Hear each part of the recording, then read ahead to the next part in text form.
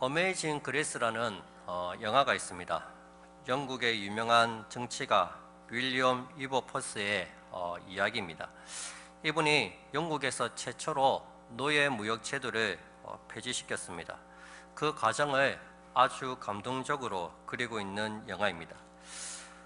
그는 45년 동안 영국 하원 의원으로 재직을 했습니다. 그리고 위버퍼스는 하원 의원이 되고 얼마 후에 기독교로 개종을 합니다. 그때 그에게 가장 큰 영향력을 미쳤던 사람이 성공의 신부였던 존 뉴턴이었습니다. 우리가 잘 아는 나 같은 죄인 살리신 이 찬양을 지은 사람입니다. 위버퍼스는 그리스도인이라면 온전히 하나님의 뜻대로 살아야 한다고 생각을 했습니다. 이제까지 해오던 세상적인 일들을 다 정리하고 친구 관계도 다 정리해야 된다고 생각했습니다. 그래서 이 정계도 떠나려고 마음을 먹었습니다. 그때 존 뉴턴이 공직 생활에서 물러나서는 안 된다고 설득을 했습니다. 그가 위버퍼스에게 보낸 편지에는 이렇게 적혀 있었습니다. 제가 바라고 또 믿기로는 주께서 그분의 교회와 우리 민족의 유익을 위하여 당신을 일으켜 세우셨습니다. 크리스찬 정치인으로서 해야 할 일이 있음을 알려준 것입니다. 그래서 위버퍼스는 뉴턴의 권유대로 계속 정가에 머무르면서 성경의 가치관과 원리에 입각한 정치 법안들을 많이 만들었습니다.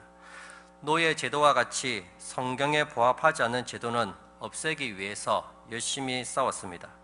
그래서 하나님의 정의와 공의가 이 땅 가운데 온전히 이루어지도록 최선을 다했습니다.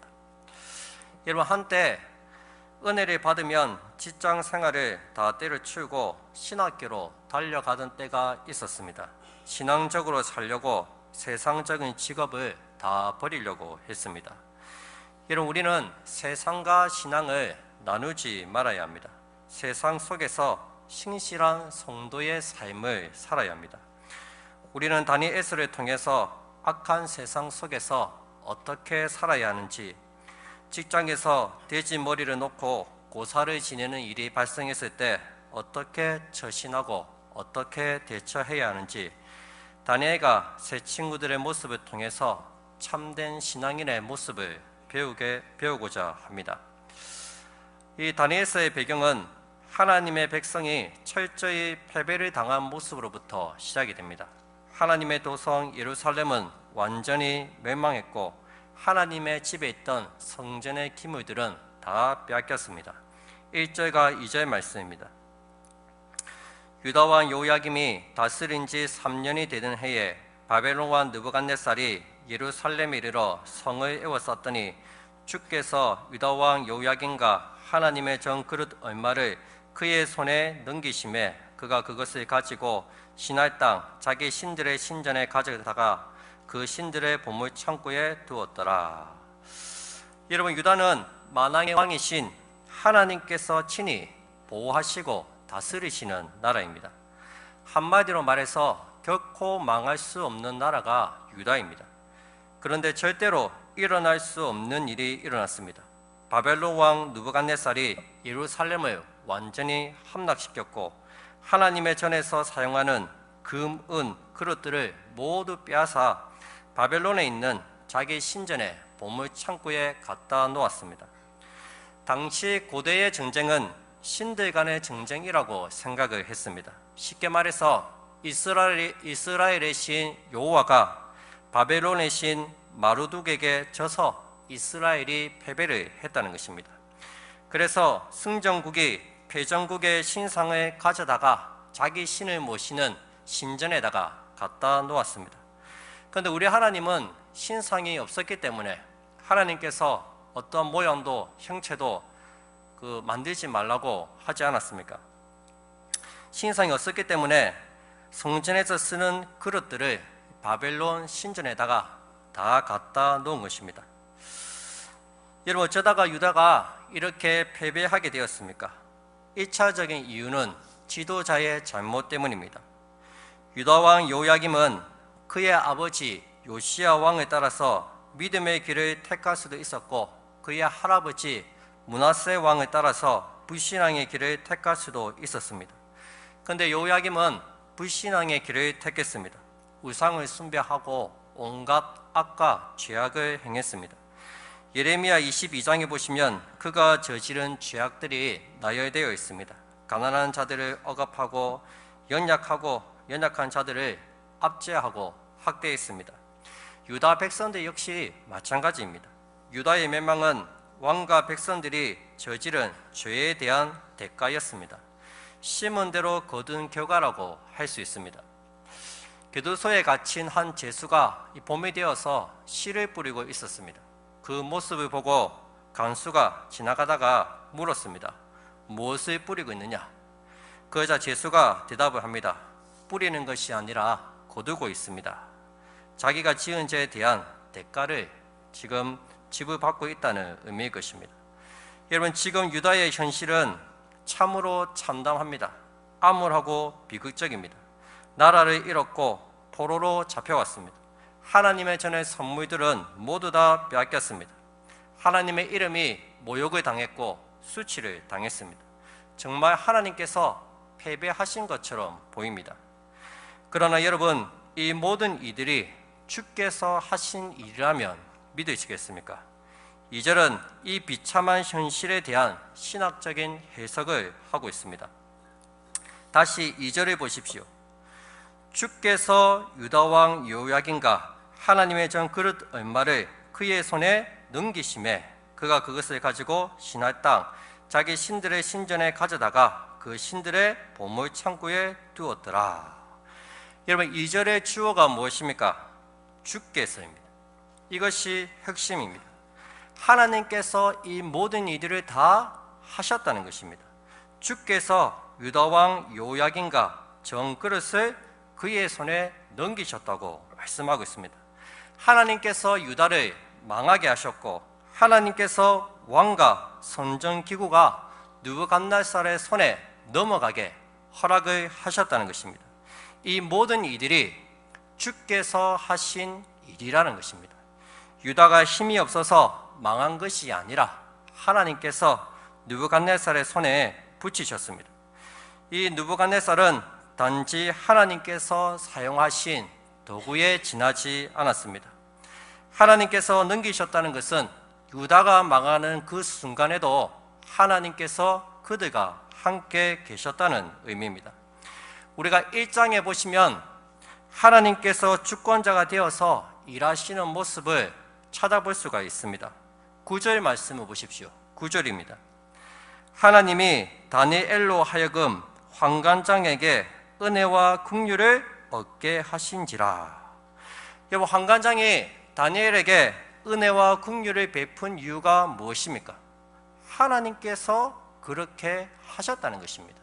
그 많은 포로들이 있었지만 특별히 하나님께서 역사하셔서 환관장에게 잘 보이게끔, 은혜를 주게끔, 긍휼히 여기게끔 하나님께서 그렇게 만들어 주셨다는 것입니다.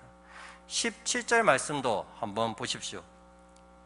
하나님이 이 내 소년에게 학문을 주시고 모든 서적을 깨닫게 하시고 지혜를 주셨으니 다니엘은 또 모든 환상과 꿈을 깨달아 알더라. 역시 하나님께서 다니엘과 친구들에게 지혜도 주시고 모든 환상과 꿈을 깨닫게 하셨습니다. 그래서 바벨론의 모든 술사들보다도 뛰어나게 만드셨습니다. 하나님께서 다 하셨다는 것입니다. 하나님이 이들과 함께 하셨고 하나님께서 일하고 계셨다는 것입니다. 여러분, 이것이 바로 하나님의 주권입니다. 지금도 하나님께서는 천지 만물을 다스리시고 그의 백성들을 돌보고 있다는 사실을 꼭 믿으시기를 바랍니다. 그리슨 아츠라는 유명한 신학자는 다니엘서의 핵심 주제가 있다면 그것은 하나님의 주권이라고 말했습니다. 정말 그렇습니다. 다니엘서의 핵심 주제는 하나님이 역사의 주인이시다는 것입니다. 그래서 역사를 영어로 history, 즉 his story라고 말하지 않습니까? 그의 이야기입니다. 역사는 하나님께서 세계와 인류 역사를 다스리시는 이야기입니다. 당시 유대인들은 하나님이 예루살렘 성전에만 계신다고 믿었습니다. 아닙니다. 하나님은 어디에나 계십니다. 이것을 교리에서 하나님의 편재성이라고 말합니다. 또한 하나님은 유다 민족의 하나님이실 뿐만 아니라 세계 만민의 하나님이십니다. 바벨론의 백성도 느부갓네살 왕도 다 잡고 다스리시는 만유의 통치자가 되십니다. 여러분, 다니엘과 세 친구는 어느 날 갑자기 나라가 망해서 바벨론의 포로로 잡혀왔습니다. 자기의 뜻과는 무관하게 잡혀온 겁니다. 사자굴에 던져지기도 하고 풍물불에 던져지기도 했습니다. 그런데 다니엘은 사자에게 먹히지 않았습니다. 세 친구들은 풍물불에 던졌지만 다 죽지 않았습니다. 여전히 하나님께서 그들과 함께 계셨습니다. 이 모든 것을 두고 다니엘서 저자는 주께서 하신 일이라고 말하고 있습니다. 하나님의 뜻과 계획 속에서 일어난 일이라는 것입니다. 여러분, 우리 하나님은 인류 역사의 주인이시자 우리 인생의 주인이심을 꼭 믿으시기 바랍니다. 내가 내 인생의 주인이 아닙니다. 부모가 내 인생을 책임져 줄 수 있는 것도 아닙니다. 하나님이 부모님을 통해서 나를 이 세상에 보내주셨습니다. 하나님이 내 인생의 참 주인이십니다. 세계와 인류 역사를 통치하시는 하나님의 큰 그림 아래서 하나님의 뜻을 발견하시고 그 뜻을 이루어 가시는 우리 모든 성도님들이 다 되시기를 바랍니다. 여러분, 그렇다면 하나님은 왜 유다를 바벨론에 넘기셨을까요? 표면적으로는 그들의 죄악 때문에 그렇게 한 것 같습니다. 하지만 그 이면에 보시면 유다를 회복시키고자 하는 하나님의 계획이 있었다는 것을 우리가 알 수가 있습니다. 포로로 잡혀온 유다 백성들은 70년간 포로 생활을 통해서 회개하고 그들의 신앙을 다시 회복하게 됩니다. 유다가 진노의 채찍을 맞는 중에도 하나님은 단 한순간도 주무시지 않으시고 숨은 계획을 가지시고 역사를 주관하셨습니다. 여러분, 하나님은 예수님을 십자가에 넘겨주셨습니다. 겉으로 보기에는 유대인들이 모함하고 로마인이 십자가에 못 박은 것처럼 보이지만 그것이 아니라 하나님이 예수님을 그들의 손에 넘겨준 것입니다. 그러나 주님은 부활하셨고 인류의 구원자가 되셨습니다. 이 모든 이들을 통해서 하나님의 뜻을 이루셨습니다. 여러분, 우리 인생도 마찬가지입니다. 도저히 믿음으로 받아들일 수 없는 고통스러운 사건들이 발생합니다. 얼마 동안 하나님께서 우리를 고난 가운데 내버려 두실 때도 있습니다. 기도해도 응답되지 못하고 응답받지 못한 그런 암울한 시기가 우리에게 찾아올 수도 있다는 것입니다. 그러나 중요한 것은 그 고난 속에서도 하나님은 여전히 일하고 계시다는 것입니다. 마침내 우리를 회복시키시고 주의 뜻을 이루어 가실 것입니다. 여러분, 시계를 보십시오. 시계를 보면 시계가 바른 방향으로 움직이고 있습니다. 그런데 시계 뒤에 뚜껑을 열고 속을 들여다보십시오. 그러면 톱니바퀴가 서로 맞물려서 거꾸로 돌아가고 있습니다. 그래도 시계 앞을 보면 시계는 정상적으로 움직이는 것을 우리가 확인할 수 있습니다. 뭔가 꼬이고 일이 뒤틀린 것 같아도 하나님의 계획은 지금 정상적으로 돌아가고 있다는 것입니다. 마침내 하나님의 뜻이 이루어질 것입니다. 하나님의 주권을 인정하시고 주님만을 의지하시는 우리 모든 성도님들이 다 되시기를 주님의 이름으로 축복드립니다. 여러분, 이 느부갓네살 왕은 정쟁만 잘하는 왕이 아니었습니다. 그는 인재를 뽑아서 키울 줄 아는 사람이었습니다. 그는 신하에게 명하여 유다에서 가장 똑똑한 사람들을 데려다가 교육을 시키고 궁정에서 일을 하게 만들었습니다. 여러분, 한번 바벨론의 인재 양육 시스템을 한번 보십시오. 3절과 4절 말씀입니다. 왕이 환관장 아스부나스에게 말하여 이스라엘 자손 중에서 왕족과 귀족 몇 사람 곧 흠이 없고 용모가 아름다우며 모든 지혜를 통찰하며 지식에 통달하며 학문에 익숙하여 왕궁에 살만한 소년을 데려오게 하였고 그들에게 갈대아 사람의 학문과 언어를 가르치게 하였고. 여기에 보시면 로열 아카데미에서 선발될 자격 조건이 나오고 있습니다. 첫째, 사회적인 면에서 왕족과 귀족들, 즉 상류층이 되어야 합니다. 역사학자 요세푸스는 이 다니엘과 세 친구가 모두 유다의 왕이었던 시드기야 지방과 관련된 왕족이었다고 말합니다. 둘째는 흠이 없고 용모가 아름다워야 했습니다. 육체적, 정신적 결함이 없어야 합니다. 외국의 교육 시스템을 보면 스포츠가 굉장히 강합니다. 스포츠를 굉장히 중시합니다. 왜냐하면 건강한 유체에 건강한 정신이 깃든다고 말하지 않습니까? 육체적으로, 정신적으로 건강한 사람을 뽑았습니다. 셋째, 지혜와 지식, 학문에 능해야 했습니다. 학습 능력이 뛰어나고 이미 유다에서 좋은 교육적 배경을 가진 자들이어야 했습니다. 넷째는 소년들을 뽑았습니다. 머리가 굳은 어른들은 잘 교육해도 바뀌지가 않습니다. 그래서 아직까지는 굳어지지 않은 이 소년들을 뽑아서 교육을 시켰습니다. 여러분 보시면 이 아무나 데려온 것이 아닙니다. 대성시폰 나무는 이 떡잎부터 알아본다고 될 만한 사람을 뽑아서 3년 동안 교육을 시켰습니다. 세계제국 바벨론의 학문과 언어로 다시 재교육을 시켰습니다. 친바벨론적인 사람들로 교육을 한 것입니다. 완전한 바벨론 사람으로 세뇌시키고 제국에 충성하는 전문 행정가를 양성하려는 것입니다. 옛날 영국이 한참 잘 나갈 때 식민 통치 시기에 이 인도나 나이지리아에 있던 청소년들에게 영국의 그 셰익스피어나 워즈워드 같은 영국 문인들 작품을 줄줄 암송하게 했다고 하지 않습니까? 오늘날 미국도 전 세계에 있는 인재들을 다 불러 모아서 무료로 미국에서 교육시켜주고 나중에는 미국 친미 성향을 가진 사람들로 만들어서 그 나라에 봉사하게 하고 있지 않습니까? 바벨론 역시 3년 동안 이들을 잘 교육시킨 다음에 왕을 잘 모시고 바벨론 나라를 위해서 일하는 일꾼으로 만들려고 했습니다. 바벨론화된 이 사람들을 바벨론이 침략한 속국에도 대신 보내서 통치하고 다스리게 했습니다.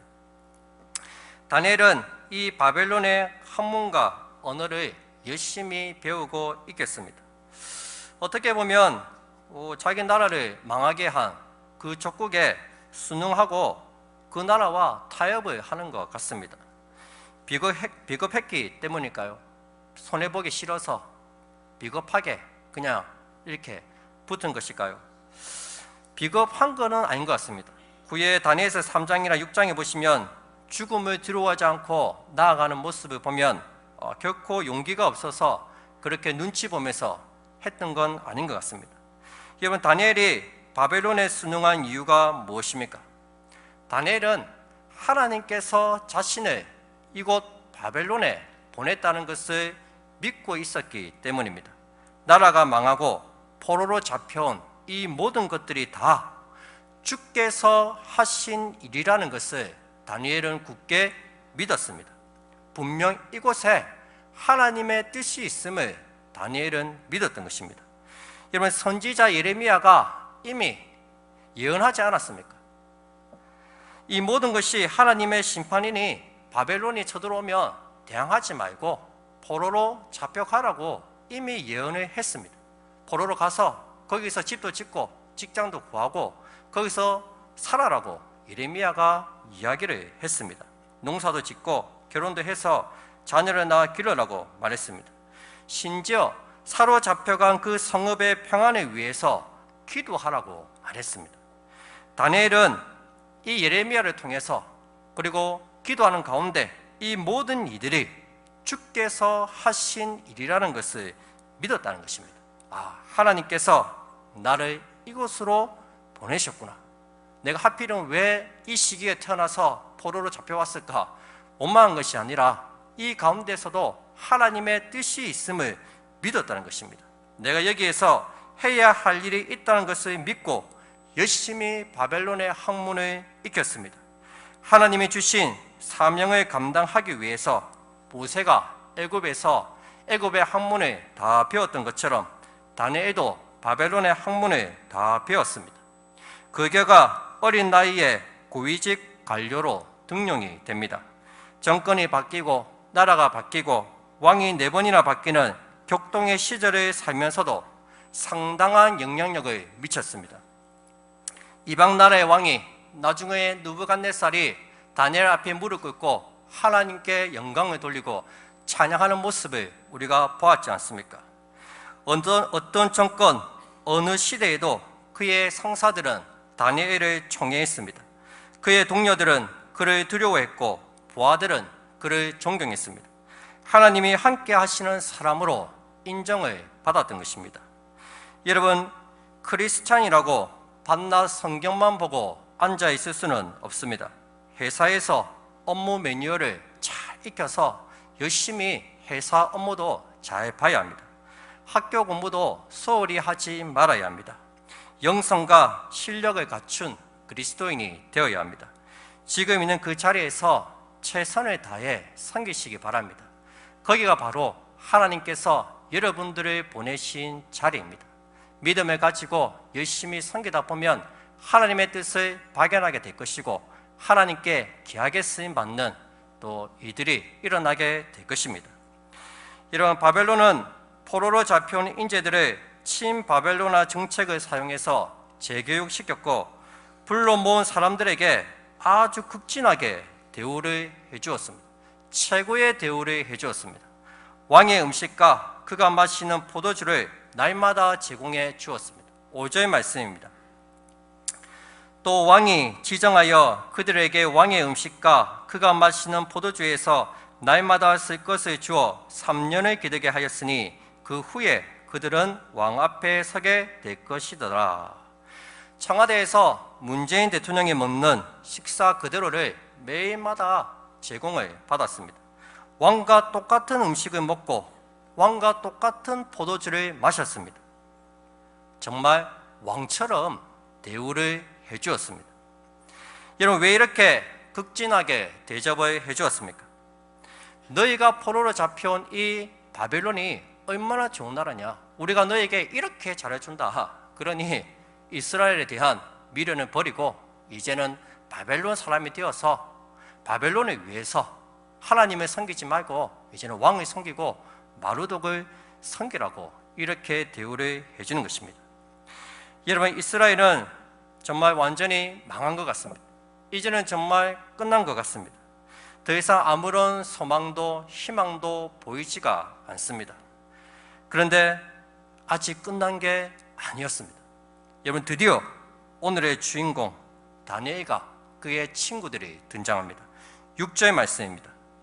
그들 가운데는 유다 자손 곧 다니엘과 하나냐와 미사엘과 아사랴가 있었더니, 여러분, 그들 가운데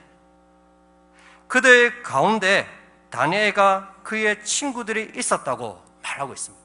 그 많은 포로들 가운데서, 그 많은 인재들 가운데서 다니엘과 그의 친구들이 있었다고 이야기를 합니다. 눈에 보이는 이스라엘 왕조는 망했습니다. 성전의 기물들은 모두 빼앗겼습니다. 모든 게 끝났지만 하나님의 역사는 그 가운데서 다시 시작되고 있었습니다.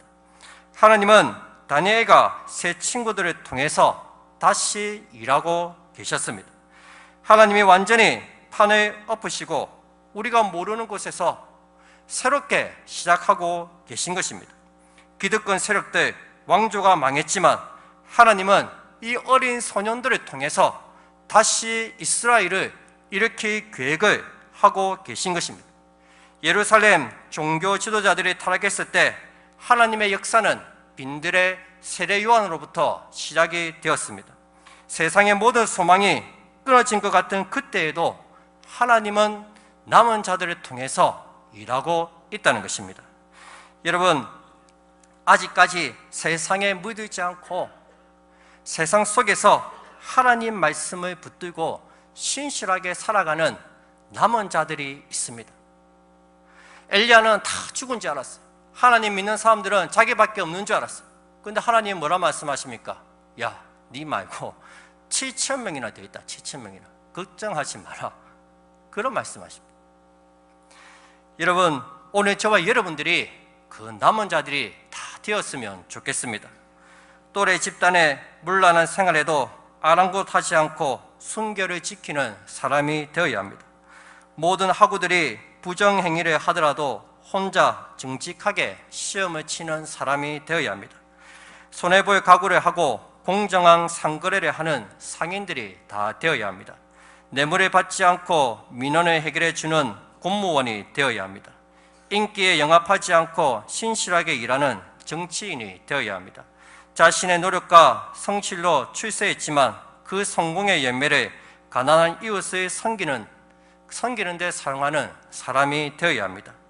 여러분, 우리 그리스도인들은 하나님의 공의, 사랑, 선행으로 가정과 직장, 지역 사회에서 선한 영향력을 끼쳐야 합니다. 우리 주님께서는 이렇게 말씀하셨습니다. 마태복음 5장 16절 말씀입니다. 이같이 너희 빛이 사람 앞에 비치게 하여 그들로 너희 착한 행실을 보고 하늘에 계신 너희 아버지께 영광을 돌리게 하라. 여러분, 이 세상에는 우리 믿는 그리스도인들이 필요합니다.